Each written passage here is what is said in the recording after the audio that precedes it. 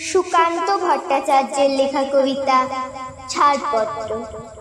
যে শিশু ভূমিষ্ঠ হলো আজ রাত্রে, তার মুখে খবর পেলুম সে পেয়েছে ছাড়পত্র এক।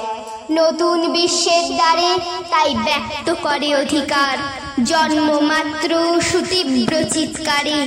খর্বদেহ নিঃসহায়, তবু তার মুষ্টিবদ্ধ হাত উত্তোলিত উদ্ভাসিত কি এক দুর্বোধ্য প্রতিজ্ঞায়।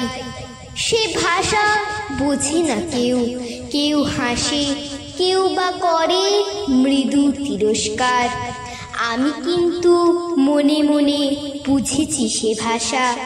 পেয়েছি নতুন চিঠি আসন্ন যুগের, পরিচয় পত্র পড়ি ভূমিষ্ঠ শিশুর অস্পষ্ট কুয়াশা ভরা চোখে।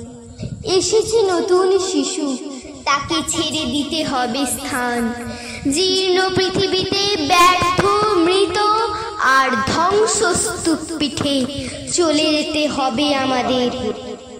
চলে যাব তবু আজ যতক্ষণ দেহে আছে প্রাণ, প্রাণপণে পৃথিবীর সরাবো জঞ্জাল।